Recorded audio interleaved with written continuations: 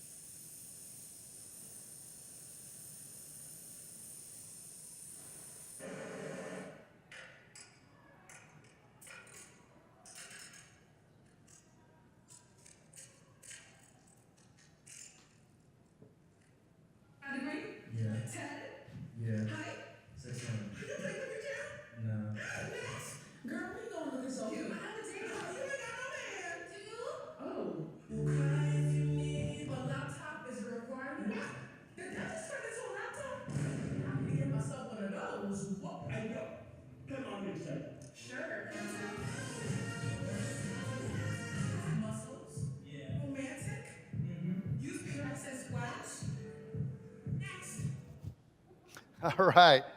Very cool. Go to the next. Okay. So you have these influencers. They have the influence. So then brands step in and say, hey, guys, you guys have all these followers. Will you promote our product for us, as you saw in those examples? And so the influencers say, sure, you're going to pay me some money? And they say, sure. So they make a little deal. And what's occurred from that is what I call the luckiest kids in the world, because essentially a lot of them have just downloaded an app. They downloaded Vine or Snapchat. They just start screwing around, and all of a sudden they're gaining these followers, and they get the attention of brands, right? I mean, that's kind of how the whole thing started. And so they start off making a few $100s a month, and it could be thousands of dollars a month. There's one that has made over $25 million doing this kind of work. They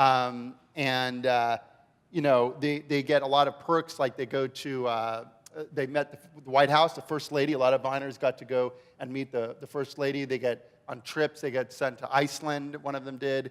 So it's pretty amazing. And this one guy I met at a conference just recently, he has an Instagram account. He's a full-time student.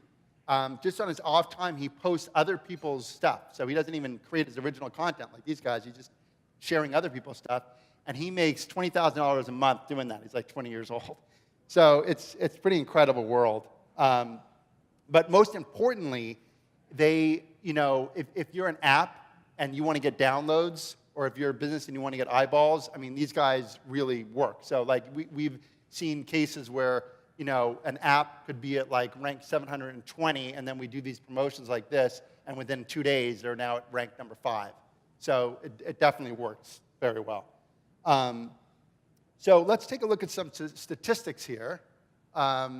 So 84% of marketers have now used at least one influencer in a campaign, which is pretty amazing. And then it's also the influencer marketing is the fastest growing forum for customer acquisition right now in terms of marketing. And so if you compare it to like a magazine publication, for example, a magazine publication might have 1 million, 2 million subscribers if you're choosing to advertise in there, versus an influencer might have 10 million, 20 million, but they have no overhead. So you can see the ROI investing in an influencer is oftentimes a lot better than a magazine or even television. So the way we know that is that the proof is in the data, because it's like if the Hunt has advertised with me, they're an app, and they would start off spending $10,000, and then literally, like, they see how well it does, and then all of a sudden, they're spending like hundreds of thousands of dollars. It's pretty incredible. Let's see. They're also, people trust influencers more than celebrities in a lot of cases, because they view the influencers as like close friends of theirs. It's sort of like if you look at your phone is a personal device. So it's different than a celebrity who's very detached from you. And influencers often perform better than like a Brad Pitt or Angelina Jolie. Let's take a look at some other statistics here. Let's see. What are some different platforms? So we have, for the younger audience, we have things like Snapchat, Musical.ly, Vine. That would be for the younger audiences. For older audiences, we have things like Facebook, Pinterest, LinkedIn. There's a lot of different platforms. And of course, YouTube is sort of universal, but kind of skews a little bit younger. In the world of Snapchat, I mean, there's literally billions of snaps being sent a day at this point. Instagram has 26% of the US population. And when it comes to young people, I mean, the reality is they're just not watching TV anymore. They're really just watching, sorry, my phone. They're really just, they're on these platforms. That's what they're doing. So what is the problem here? The problem is we have all this opportunity, but how do you engage with an influencer? The brands have an issue. They don't know how to activate influencers. They don't really have the knowledge. They don't really know about what platforms to use. And then the influencers, they're seeking more brand opportunities. They need somebody to basically help manage the campaigns. And they want other opportunities. We could do things like, TV, book, music opportunities, all these kind of cool things that come along with it. So the solution is, a company like ours or an agency can basically marry the brand and the influencer. We have deep relationships with the influencers. We help manage the campaigns, and we help with the whole process. So how does it really work is pretty straightforward. It's essentially they come to us, with what they want to do. We send them a list of influencers, which they then approve. They approve the influencers. Then they approve the content that the influencers make about the brand. And then we post the content. We determine the amount of time that it stays on. And then finally, we send them a report for how well it did. And we generally look at things like engagement, how many likes did it get, how many comments, how many shares, that type of thing. For the brand side, they're obviously looking at how many sales did they get, how many downloads did they get, that kind of thing. So there are different ways that we utilize influencers. We talked about the brand deals, but there's also many other things as well. We cast them in television shows. So, for example, if you're a TV show or a movie, you cast an influencer, that influencer can then promote the movie. Say, hey guys, I'm going to be in the movie. So it's kind of built in marketing.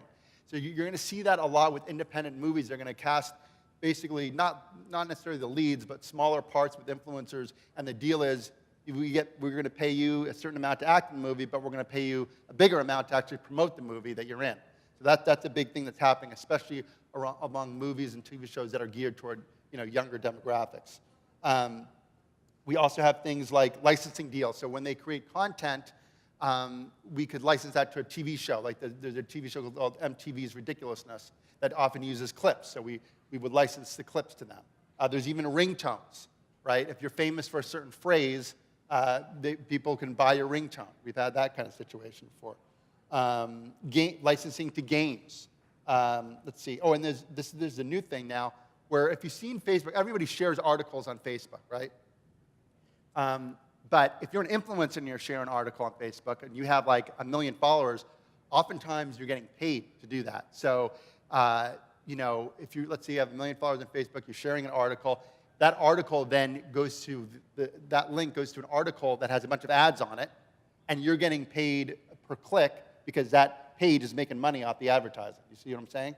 So the guy, George Takei from Star Trek, he does this and he makes $12 million a year simply by posting articles on his Facebook page. If you go to George Takei's page, you'll see a bunch of articles that he's sharing, and he's making money off that, $12 million a year. He has about 9 million Facebook followers, and he posts probably like 4 or 5 articles a day. So that's pretty interesting, and we've gotten involved in that business as well, our company. So here, I'm going to show you some samples. These are just some sample ads that we've done. There's an Instagram post for an app for Scout. This is one for Lyft. This is from a photographer influencer. There's different types of influencers: comedy, photography, do-it-yourselfers. This was a beauty, type of thing. It was for an app for beauty. And I'm going to show you now a little reel. It's about a 6-minute reel with some videos that we've done. Okay, to give you, more of a better idea of the kind of work we do.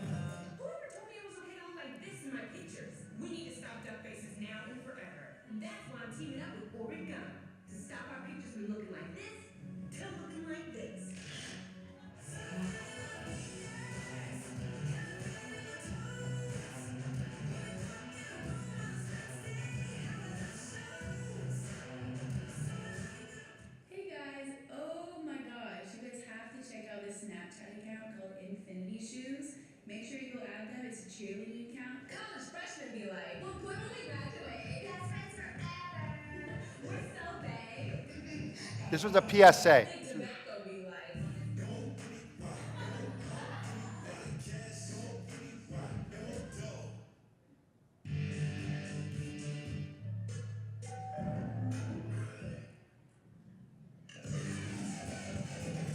It's just for a day, so pack light.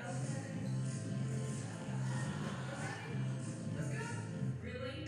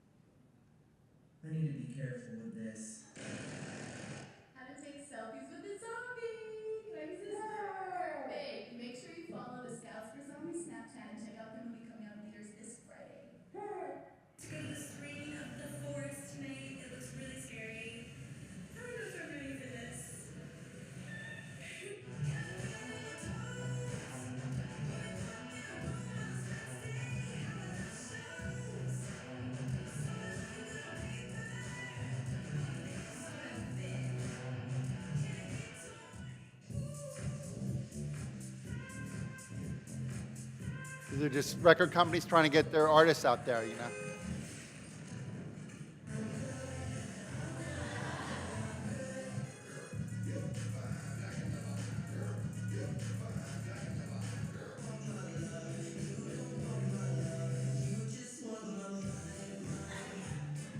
I'll do the chores.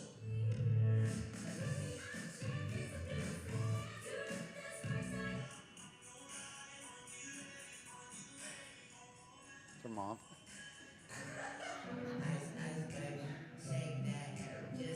It's a music app.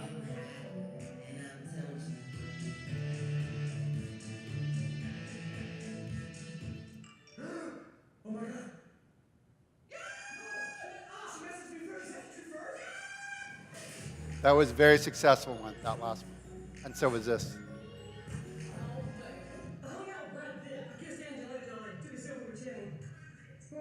No, if I say something, I mean it. I went on this mania and Taylor Swift was wearing all these outfits. Just choose one, Hannah. Yes.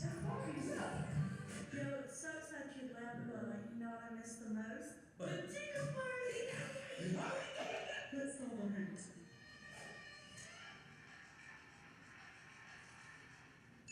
Hey. Hey. Hey. Where'd you get that shirt? The Hunt. What are you doing? I'm looking for an ugly sweater on the hunt. If you want an ugly sweater, just wear your face on. You don't expect girl to slow down? First off, that outfit is ridiculous, and the app, man. What are you doing? Taking a selfie with Nicki Minaj. What does it look like I'm doing? Why don't you just use the Doubly app? So I just texted him, I love you. No! You mean no? Unsend text.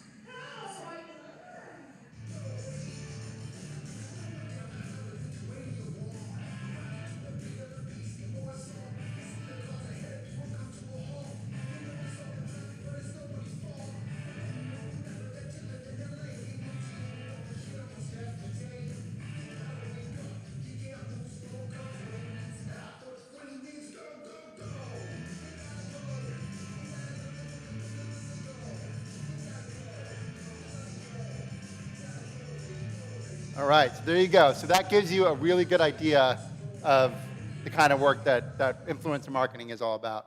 Now, so what happens after that's all done? So we've done the post it. Now they want to know about the results, right? They want to know how well it did. So again, we look at engagement. Was the engagement good? Did it get a certain number of likes? Did it get a certain number of comments? And that's kind of how we evaluate how well it did. There are certain platforms that have better engagement than others. For example, Instagram has a much higher level of engagement than Vine. Facebook has a pretty high level of engagement. Musical.ly is a new app that gets a ridiculous amount of engagement right now. So the rates that we charge are going to vary depending on that kind of situation.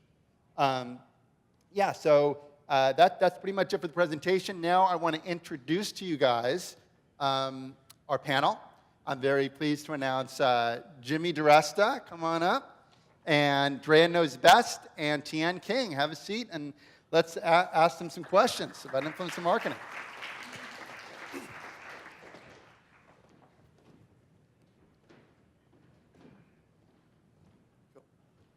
gonna sit there? Yeah, we'll see Cool. you. Yeah. Am I on? All right. So I guess, Testing. welcome guys, by the way.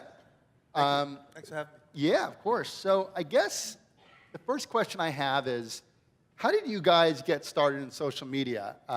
It's kind of a new world, and I'm kind of curious how you all got started. Oh, go ahead. Deanne, we can start with you. You have to hit the, there you go. There we go. I got started, I think social media, period. I went from, remember MySpace back in the day? I think that was all the way in junior high school. It was always like the trendy thing to do, and that's how we kept in touch with our friends. So I think from that and YouTube was my first time I really uploaded a video and got started. It was like the trend in high school and school. Okay, and what about you, Drea? For me, it was sophomore year, which was like 2 years ago in college. Over the summer, I was bored. I didn't have an internship, so I didn't have anything to do. And I did a lot of African parents be like, basically impersonating my mom who's up there. So I just did a lot of videos. And then step by step, like people started getting noticing in my videos, and it was fun. It was like a stress reliever because I don't really like taking pictures because I not figure out the best lighting and like the best Angles. selfie and everything. So I rather just do videos and just express myself in it. So Cool. that's how I got started on it.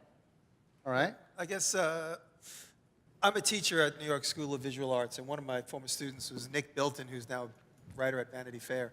And Nick has always been on the cutting edge of technology. And when Facebook first started, I got an invite from Nick to join Facebook, and I had no idea what it was, so I just followed through. I did it. Shortly thereafter, around the same time, I guess it was MySpace. Okay. I joined that too because I had a TV show at the time, so I was trying to promote my TV, but at the time, it just wasn't working for me. So, but I joined it just in the case that I didn't want to lose my name. You know, I just Right. thought like, let me at least stake a claim here. Okay. So I joined everything with my name just so I wouldn't lose the opportunity to have my own personal name. In the event things went well, and smart to do that because they did. And what strategies did you guys use to gain followers in the beginning? Were there certain strategies that you used?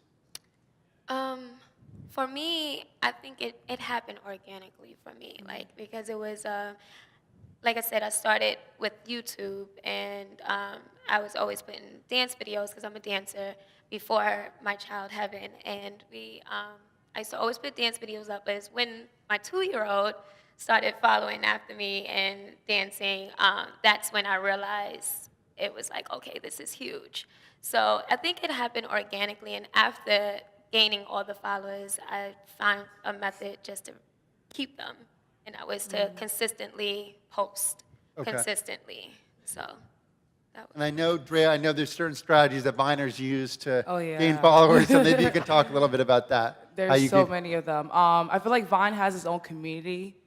Basically, like going off of what you said, of course, you have to, reach out to your followers, keep on being consistent, and make sure they know that you're alive. But with Vine, you can, with all different influencers on Vine, they basically collaborate with each other. So collaborations, people love, our fans love when we do that.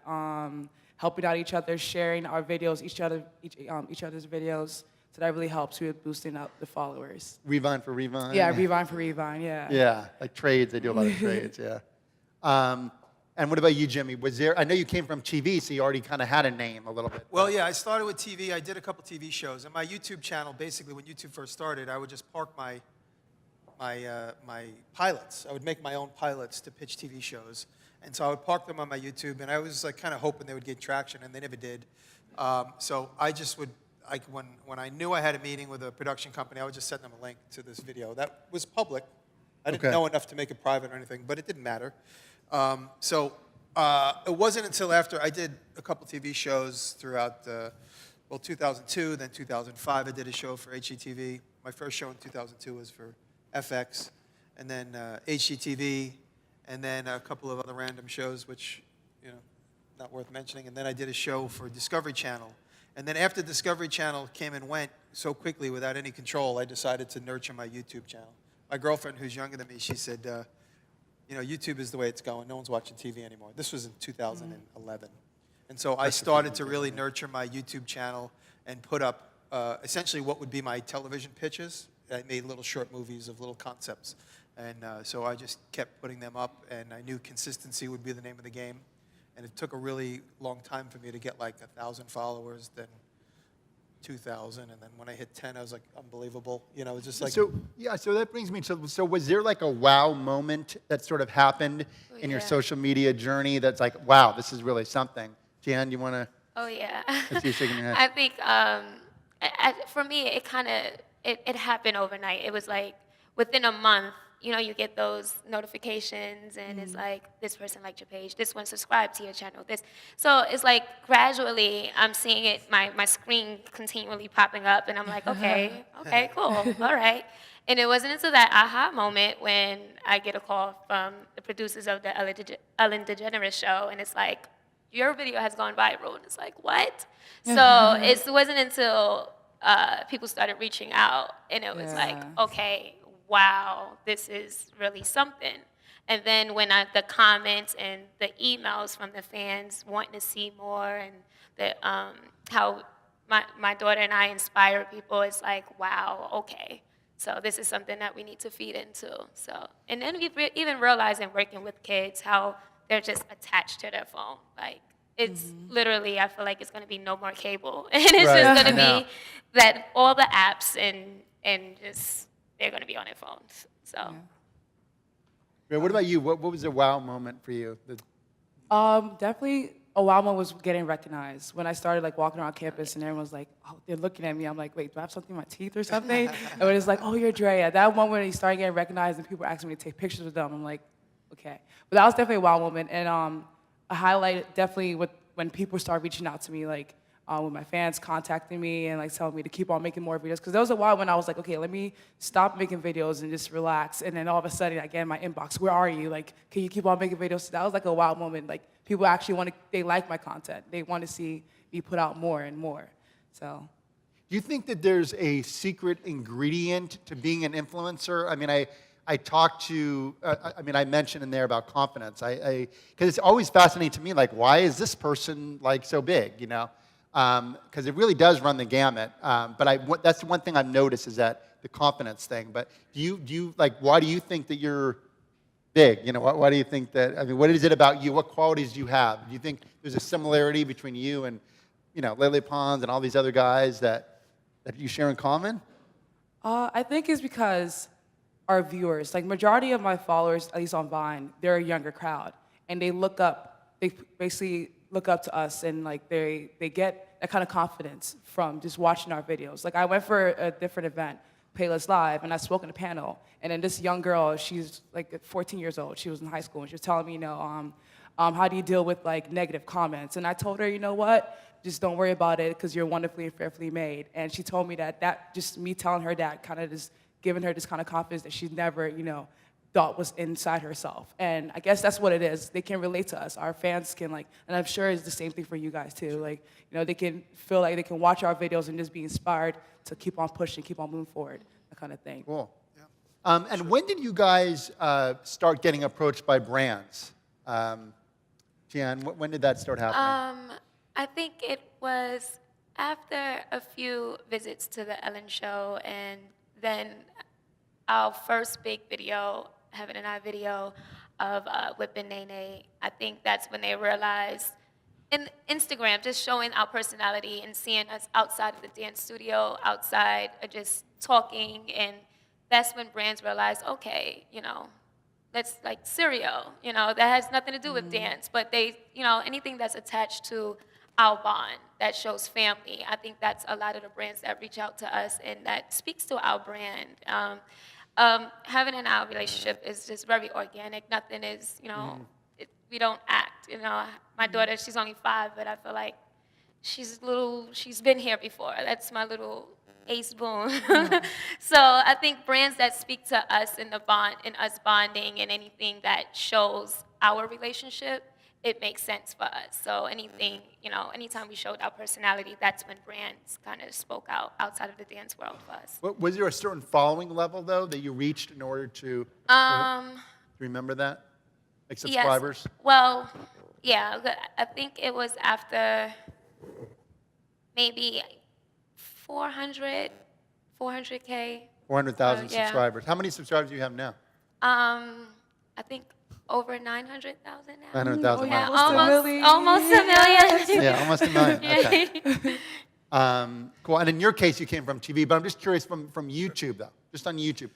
At what level did the brand start approaching you for YouTube deals? I guess early on, like around 20, 30,000 subs. Really? Okay. Yeah. Because So- you have a very specialized thing, the do-it-yourself thing, so it's a very niche kind of thing. Yeah, I inspire people to make things. My Right. videos are, I say I inspire people, I don't educate people. So I think people get educated through visuals. That's what helped me my whole life. So when I just do a video, I don't speak, I don't say, I don't instruct. I just make it and people look and go, wow, I could do that. And so some of the give me some of the brands that you've worked with. There'd be brands that want to reach that audience, Well, obviously. brands that have reached out that I haven't necessarily made a deal with, they're all like tool companies Right, like okay. Craftsman, DeWalt.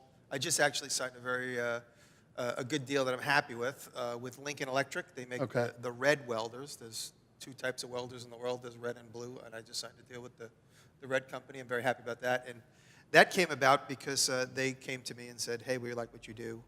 Can we do a test video to see how how you would perform. I said, sure, whatever. I constantly need content anyway, so I Right. content to me, I got to keep feeding that machine that I've created. And so anything to make, I ask fans, like, what do you want me to make? I need, sometimes I run out of subjects. Anyway, I made the one video, and they told us that video, that one video that I did outperformed their print and their website That's great. 6 to 1. 6-1. 6 times better. Which is than- actually, yeah, I think that statistic was up there. They say that's for influencer marketing. So has there been much push-pull with the brands when you do these deals with brands? They want something, you want to do something. I know we had that interesting experience with Purex, that Purex Sunsplash one up there. So there is a push-pull because the brand generally wants it to be about the brand and the influencer wants it to be more organic about them. How do you guys deal with that? Maybe you can talk about some of those experiences. I think for me, it's I'm always like headstrong with it, having to speak to our brand specifically before it just speaks to whatever brand that comes to us. Only because, like I said, it's organic, and once you try to script it and change it around, your fans know because you get your fans. Your fans come because you were yourself at first. So once you switch it around, it's like, okay, I feel like you may lose followers after that. Yeah. But it has to make sense. I mean, brands came to me about fit. I had my daughter, and they're like, oh my God, how did you stay back in shape? So you have this fit tee and things of that nature, which kind of sometimes makes sense. But I say, how can I put that in within a video or within a post where I don't normally talk about my weight? It's just I naturally am. So right. So it's really definitely have to be organic. So that's the push pull for me with brands. But like I said, I'm always for anything that just speaks to our brand organically. So Yeah, it's definitely a fine line. Like we just did a thing with Scout. And Scout is an app, and they know this philosophy from influencers, like, oh, we want it to be organic, we don't want it to be too selly, too brandy. The problem is Scout also wants downloads. So it's a fine line of being, you don't want to be too selly, but you also need to show that it's about Scout to get the downloads that they need. Otherwise, they're not going to get it. So it's really kind of like a fine line, and we're constantly, figuring that out, I think, as a company. Yeah. What are some of the, have you experimented with other platforms? I talked about, there's Facebook, there's YouTube, there's Musical.ly now, Snapchat is huge. What are some platforms is it simply just YouTube, or have you explored some others?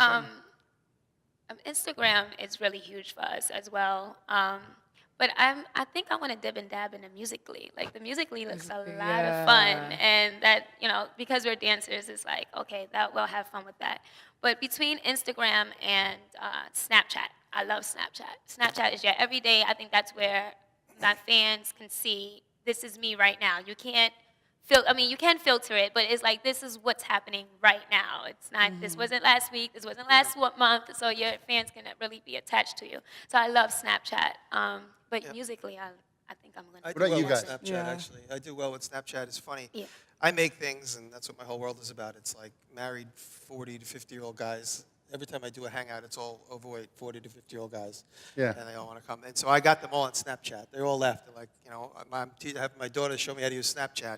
Because in my videos, I don't speak, but all my fans really want to know a lot about me. About every 10th video, I'll do a video where I talk, but all the ones in between are just time-lapse of me building something. And so my fans want to know more and more about me. I have a lot of fans that know me from TV, but more fans don't know me from TV.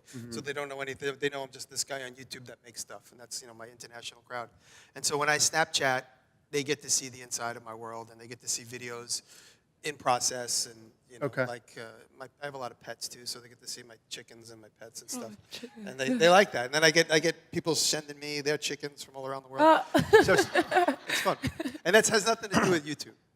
Snapchat is unique in that you can't see how many followers somebody has. So, when we do deals on Snapchat, we have to keep asking, companies like mine have to keep asking all these guys, what is your Snapchat view count? It only stays up for 24 hours. So it's priced for how many views they're getting. Yeah. And so that's valuable information. So if somebody says, send me a list of all your Snapchat people and what their view count is, we don't readily give that out because it took us so long to get that information. So that's kind of an interesting thing with Snapchat. What about, before we get into the questions from you guys, I just want to ask you guys, last question from me is, like, are there any tips and tricks that you use to get the most out of a post? Like, for example, posting at a certain time or writing a hashtag. You know, if there's a popular hashtag, you put it in there, or things like that. We talked about Rewind for Rewind. And any kind of tips that for somebody who's wanting to get an influencer who's trying to do this, is there something that they would do to maximize their... I tell constantly, I mean, I've created a lot of YouTubers. They come to me at shows I go to, and they're like, I'm on YouTube because of you.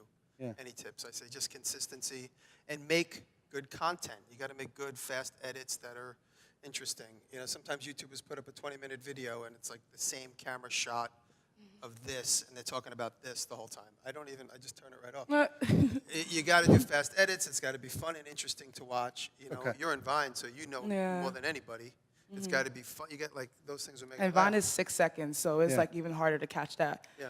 Put that comedy in 6 seconds. So I mean, but I feel like for one thing, it's like just find what you're passionate about and do it, because I know comedy is not for everyone. Singing is not for everyone. But I see some people like can't sing, but then you want to go sing. How about you just do what you're good, find what you got, find your niche, and then stick to it, and then people love it, because people can always, like, fans can always tell when you're not genuine about something. Like, you know, they can always tell when you're trying to be what you're not, and that's another thing. Like, people. There's a transition. I mean, that's a good point. I mean, listen, we worked with Alley Cat. Alley Cat's known for her comedy. We released a song that I thought was a really good song. I actually wrote the song. It was actually in the compilation, and we just did not perform that well, you know, because she's not known as being a singer. Now, she can be a singer later, you know, but I think, you know, if you take it, I went to school with Ice Cube, right? So Ice Cube, known as a gangster rapper guy from NWA, you know, and he had to kind of build that before he could start making family movies like, you know, Are We There Yet? He did like some kids movie and stuff. So you can get to that point, but you have to first establish yourself in your core niche before you can, you know, start doing other things like that, right? I think that was a good lesson for me that I learned. When you talk about influencers, just one point I wanted to make is, we talked about it outside, is that when influencers call me and say, hey, would you do this? It's never always like, oh, okay, I really got to decide, because my brand is more important than their brand. I mean, most of the time. You know, even if it's a big brand like Chevy or Levi's, I really got to decide how I'm going to integrate it. I mean, those are brands I don't have, but if they did come knocking on my door, I would really have to consider, how is this change of my video going to be received by my fans? Right. How can I do it naturally, and so that I don't offend their intelligence? And right, that makes sense. you know, so There's it's also- always really got to decide what's going to work. And I feel like if the video is really good, if you like advertise the product really well, sometimes people don't even notice that it's a It's brand in there. deal. That's That's the best. exactly right. That's like the some- best way to do That's it. how you know you've done a good job, when you didn't notice. Yeah. Oh wait, that was for like. Because these guys do get some hate sometimes on the comments. You know, they'll Sure. say like, Yeah. you know, you're a Sellout. sellout or whatever. That does occasionally happen. Unsubscribe. You know, but also one thing they didn't mention as far as tips and tricks is collabing with each other. So Absolutely. if they do videos with each other, they're getting exposure to that other person's audience. So that's a good thing. And that, honestly, that's how you say how it was like my aha moment where, like, I started building. I made videos for myself, and then Make Magazine, which is like part of the, like, they spearhead the maker movement, which is kind of the world I'm in.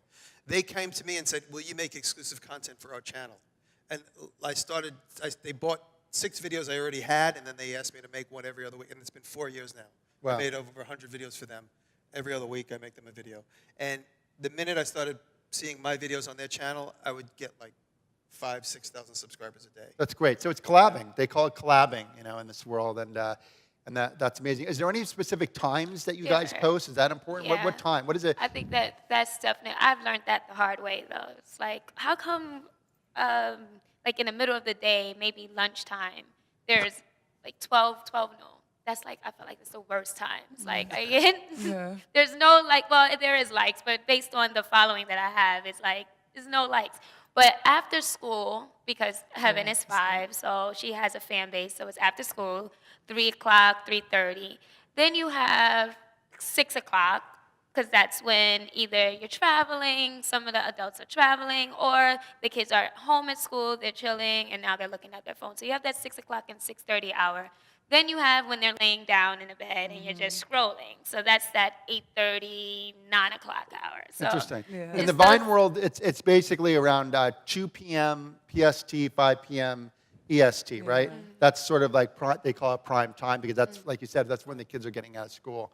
But it depends on the platform. Twitter, it's something else. Instagram, it's interesting. I usually post through the And it's middle a of the night. strategy as My well. European Okay. fans first. And then sometimes you can have I know on YouTube, you have to make sure, like, some people have, like, a specific day, like, oh, new videos every Tuesday. And if you don't post that Tuesday, Consistency. it's going to be hell. They Your make you fans are die. going to attack you if you don't Consistency. post. I don't make any promises on YouTube. You don't make ever. any It's always a strategy, always actually going in the back office of whatever it is. Instagram has us upgraded now, but just knowing who your demographic is and, how long they watch a video. That's also a trick in the trade where I realized, okay, my followers, they stop watching after 1 minute and 30 seconds. So if I have a video that's about 4 minutes long, my good stuff got to be within that minute and 30 seconds Right, the to keep beginning them is the most- watching. yeah. So, but they start dropping off. You see it in the graph that they start dropping off within that 1 minute and 20 seconds, and then after 1 minute and 30, some of them it's like, okay, next video.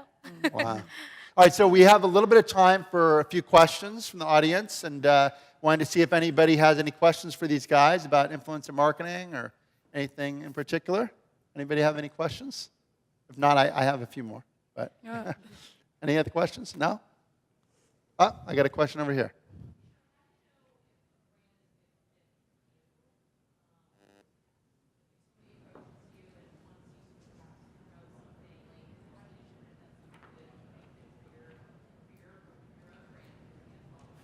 Okay.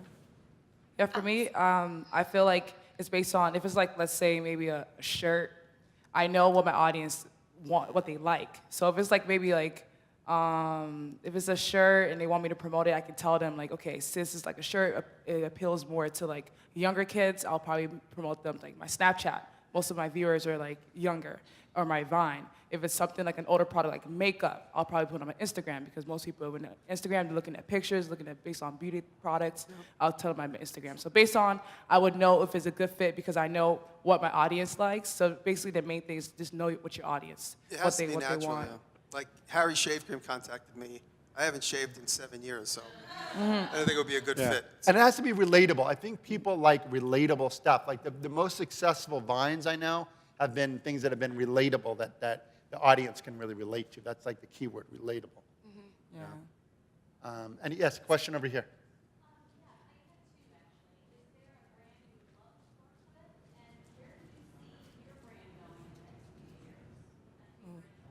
I mentioned Chevy and Levi's if anybody in the room would like to speak to me. No, I want Chevy and Levi's because I feel I'm developing more of a lifestyle brand. And, tool companies approach me, and I'm very leery because I don't want to be stuck with one tool. Like, my fans know that they can do what they want with anything. I don't want it to be like they have to only use DeWalt tools. So I want bigger lifestyle brands, personally. I'm going for, like, big fish. I don't even, half the emails I get, I don't even answer because I just know it's going to be a crummy negotiation. So I don't even, because like I said, I want big stuff, or I'd rather just build my brand alone. And everybody's different, by the way. So he wants that, but there's many other people that say, give me Yeah, anything. So everybody, exactly. I've learned as I represent a lot of these influencers and I work with them, everybody's different. Some people are like, Evan, just give me anything. I'll take anything. And others are like, no, I only want the big stuff. Everybody's different. Everyone's in a different financial situation also. So, I mean, there's a lot of factors. Anybody else? I like brands that deal with food because then they send me the stuff and I can try it out and then I can advertise if I like it. I think I love brands with clothing. But my biggest, I think, wish that's on the wish list is probably Pepsi because those commercials are just so fun. And it's like, you have a beat to it. I'm sorry, I'm a dancer, so So anything that's like fun, my daughter and I is very goofy. So, and then clothing because, Nike, Adidas, and just something where you're just running. And it's like I said, it's relatable. But like, it's case by case. So it really, at the moment, today, this year, it may be my brands that I would want this year may be different 5 years from now. So, but right now, it's. All right, cool. Did you have one other question? Or? Okay. Any other final questions? We have time for one more. Joe, yeah, what? Oh, Yes, sorry. at the end, at the back. How does the content creation process work with the brand? So let's say a brand approaches you. Do you guys then give them like 2 or 3 ideas we could possibly produce? Do they give you ideas, or how does that process work? Okay, so yeah, that's a very good question. So it works in a lot of different ways. But generally, the way it works is they come to us and they say, we want to do a promotion, and we talk about the budget, and we talk about, what platforms are they interested in? Are they interested in Facebook? Do they care? Is it Facebook, Instagram, YouTube, whatever? So we lock that down, and then we send them a group of influencers, and sometimes we get to choose the influencers, but a lot of times, they want to choose. They choose the influencers. Then we have them create the influencers actually create the content. Now, sometimes the brands want to see that ahead of time, what the idea is. Okay, they want to know, like, oh, what is their idea? So we send them a little paragraph, like, this is what they're thinking about doing. Sometimes they just say, let them run with it. Let them, as long as you show the benefits of my product, let them do it. And then we submit it to the brand. They approve the post. Sometimes they don't approve it, and they say, oh, we need this revision, we need that revision. I just had something today where they needed something revised. And they usually okay it because the whole point of influencer marketing is they're trusting the influencer, right? So they then, and then we just have them post it at the designated time. We track the numbers and we send them a report at the end of how well it did. That's generally how it works. Certain brands are more involved than others. Lower level brands are less, micro, and the bigger brands are generally more micro, and they want to get more involved and stuff. Yeah. I make a lot of signs. I do like signs and a lot of branding for other people. And so a lot of times people will hire me to make something because they know I'm going to make a video for my own channel, just to show the technique. Like, for instance, Crown Royal. I built this big fancy bar for Crown Royal that travels where they do different location marketing.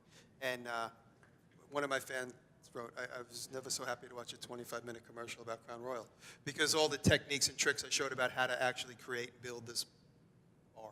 It's a little ornate. So, I mean, a lot of times fans will hire me. Like, I've had a guy in New Mexico owns a truck dealership. He called me and said, will you make the sign for my corporate office? And I did it, and I made the video, and he's so proud that he has that to show off. But he doesn't know you made. He didn't. That He wasn't knew part he of the hired deal. me. He hired me to make the sign because he knew I would make a video. But you didn't have to make the video. I didn't have to, but Yeah. he knew he was So going a to lot of times that kind of brings a point. These And guys that's get a also lot why of I can offers to add go value. to screenings for movies, right? And they don't necessarily pay us. They say, Evan, give us a bunch of influencers. We've got this cool screening of a movie.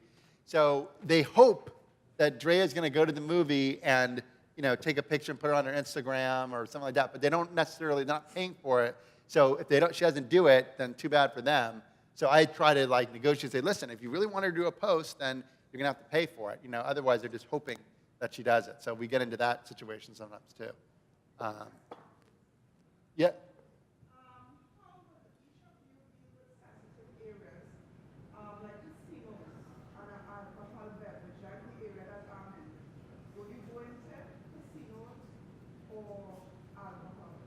Well, I'm sorry, I couldn't hear the question.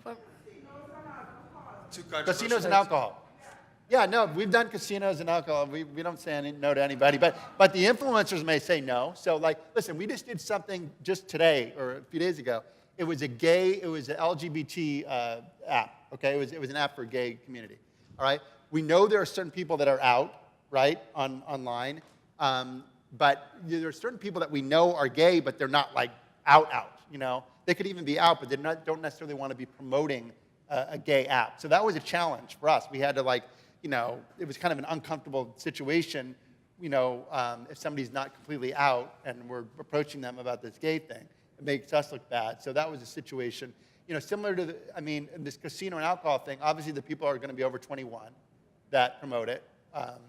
And they just have to be open to it. If they say yes, then great. If they say no, then we go to the next person, try to find the influencer that's going to say yes to it. I do a lot of alcohol promotion only because they hire me to make stuff. Right, of course. We showed one, yeah. Yeah, and that was for Anheuser-Busch. But Yeah. I've been sober for 29 years. So. Oh, nice. It also depends on how you advertise it. Remember what I mentioned earlier? If you're throwing it out oh, this is vodka, drink it up now. It's also you have to advertise it in a gotta be user-friendly way, responsible way, and it'll be fine. It's got to be subtle. All right, last question, last one, go.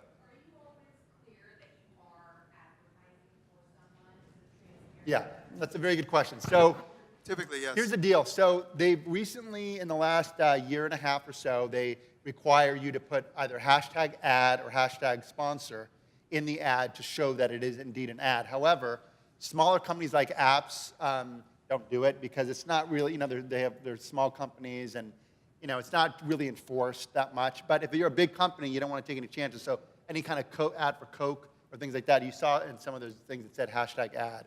So yes, that's it. I did the bottle opener thing, and it said right in that thing. Yeah. And you tag them too. So like if you post it on Vine, like I did one for Eminem. When I posted it on my Twitter, it automatically just tags their @name, so everyone can just click on it and follow them, all the exposure, everything. Yeah, and there's also a certain time. It doesn't always stay up forever, you know. Like so, sometimes like she'll put on a Vine, and it'll only stay up for 10 days, and then they take it down. You know, so if you scroll through her Vine, you're not going to see all the old ads. You know, that's what we, as a company, we have to archive. So all those things, like not all of them are online. Like we we grab them immediately and save them on our hard drive. Same with Instagram. We'll do deals where the thing only stays up for a day. Yeah. Okay, it's cheaper. You want to stay it up for a day, it's cheaper than if you have it stay up for 7 days.